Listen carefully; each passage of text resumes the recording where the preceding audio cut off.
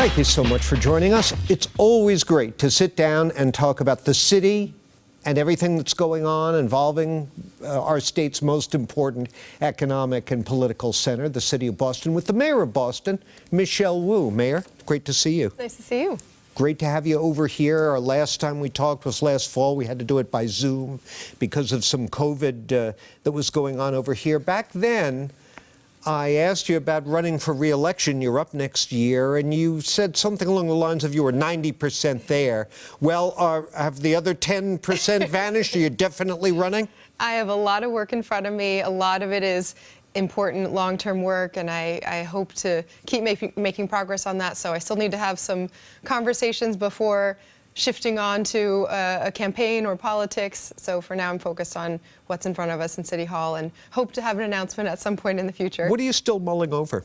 Is it personal stuff or other? When you are doing this, it is a all effort, all heart, all family and community event. And so I'm really focused on making sure our team is responding to the work inside City Hall and out in our communities every day.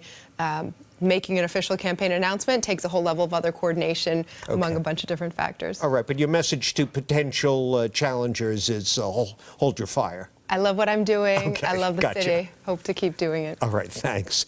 So back to reality here. It's never a dull moment. There's a crisis brewing in the market for office space in Boston. Rising vacancy rates, falling property values, all threatening to blow a big hole in the city's revenue over the next few years. You just recently filed a petition with the state requesting permission to raise commercial property tax rates as needed to deal with this over the next few years.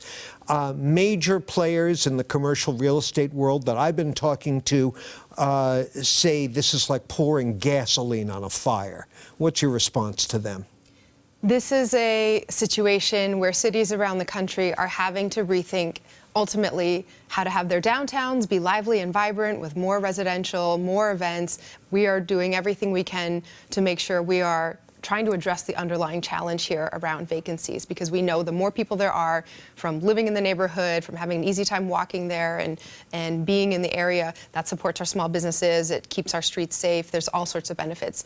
In the very short term, the way that Boston city services are funded is through a set of pretty rigid state tax laws. State tax laws determine exactly how and how much we collect of taxes, and we don't have flexibility to say if commercial rates go down, we are just going to accept that. The automatic, if we do nothing and the commercial values drop, residential property taxes will go up very significantly. I cannot have that happen, and I know our residents and our businesses can't afford for that to happen either, because we are already seeing people push to the brink of a housing crisis with affordability. We need to have the flexibility from the state to just dial it a little bit to protect residents. Think of it this way.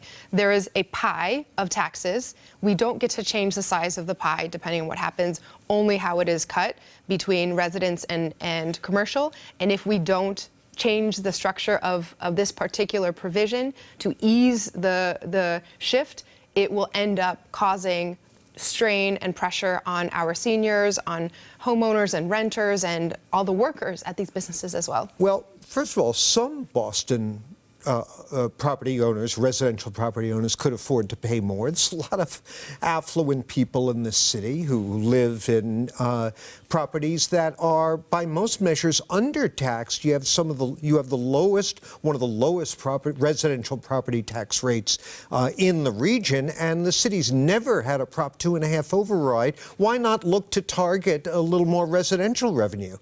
I will do whatever it takes to keep costs low for our residents and homeowners and renters.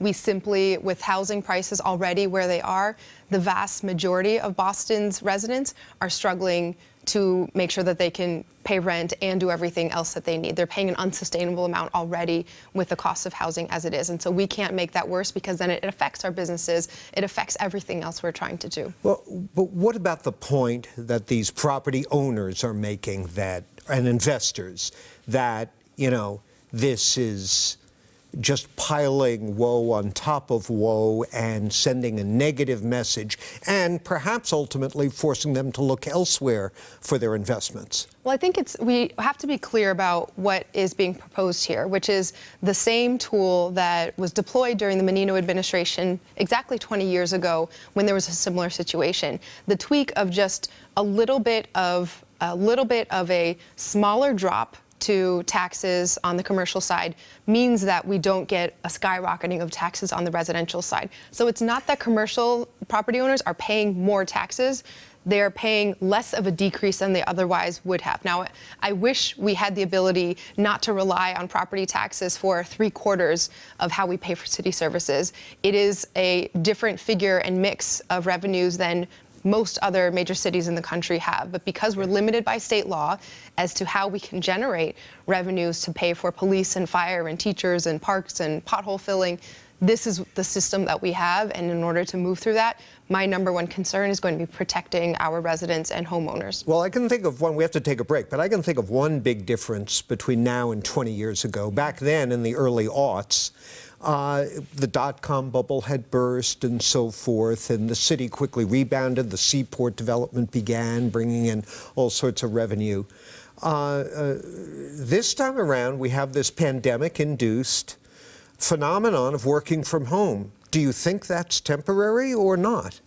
The mechanism of more remote work being included in every job category that can use it is not going away. It adds flexibility. It is what employees want. So that's a big difference then. However, I will say the impact of what that means in Boston and in our city is yet to be seen in the long run. We have not seen leases turnover. And in fact, the city of Boston doesn't even have the data to know if we need to use this shift at all. What's different between now and 20 years ago is that the city waited until they realized they had a crisis, then because of the legislative cycle tried to run up to quickly get that done. We're trying to be proactive to have this so we can be prepared for any situation. We do not believe it will be a full-on crisis, and we're doing everything we can to fix transportation, childcare, housing, so that we're ultimately fixing the underlying situation. Mayor, one more thing on this whole commercial property situation before we move on to other topics.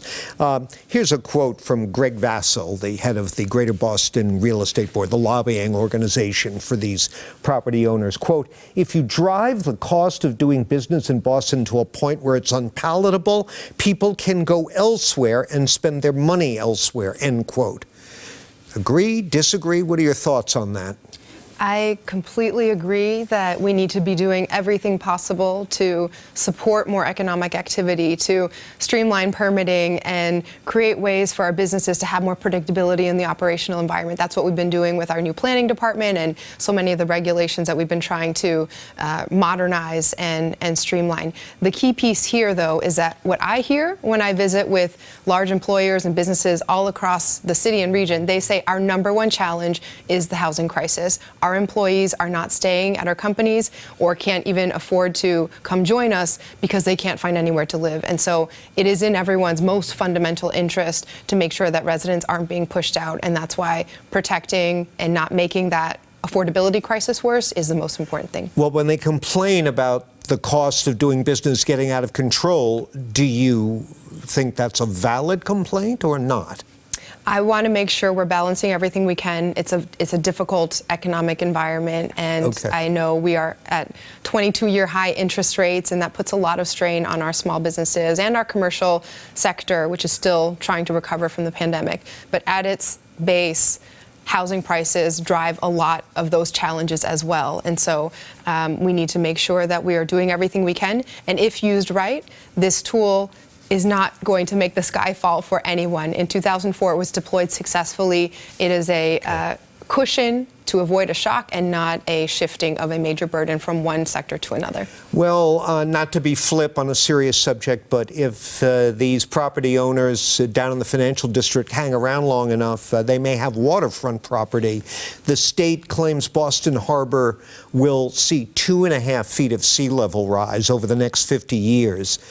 What can you be doing now? What are you doing now to protect against that? Yes, and in fact, that gets to your last question as well. Sometimes we hear, well, our new climate regulations that require more resiliency, the push for decarbonization so that we are not causing more problem later on, that does take resources now, but what we need to do now will save us a lot of costs later on. We're working very closely with all the large building owners for a set of measurements and reporting that will tell us exactly the progress we need to make. We're also working with our federal partners. The delegation has delivered millions of dollars in resources to Boston for more green infrastructure to absorb water, whether through trees or parkland, redevelopment of some of the major parcels like Moakley Park that are flood paths into the city and residences. We're working closely with the state in a commission that's been created around Morrissey Boulevard, which is, again, another area that we need significant attention. And then in East Boston and kind of the downtown harbor area, there are a lot of plans being put in place around coastal resilience. You know, you mentioned South Boston. Some community leaders there, after the St. Patrick's Day parade, said they've had it with drunken behavior, vandalism, and neighborhood complaints about people urinating in front of their homes and stuff. Councilor Ed Flynn said if this keeps up, the St. Patrick's Day parade might have to be moved out of South Boston. Do you agree with him that that's a possibility or should be?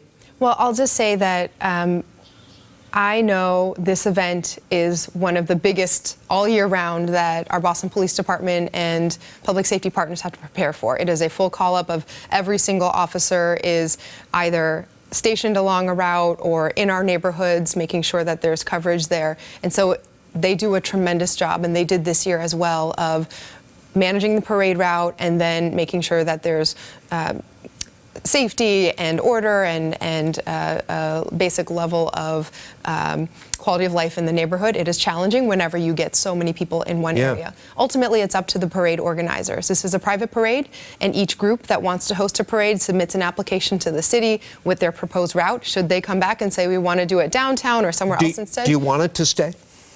I think it's an important tradition for our city. It is not just the celebration of a particular culture, and in this case, the Irish immigrant story in Boston, but it's also a historical event with Evacuation Day tied to sites that the parade goes around in South Boston, like Dorchester Heights, that led to the formation of this country. So I know we want to prioritize quality of life for all of our neighborhoods, and I will wait to see what the parade organizers decide there. Mayor, there's a whole lot more I want to ask you about, but our time is up. Please come back again soon. Absolutely. Our door is always open. Thank you for being here. Thanks.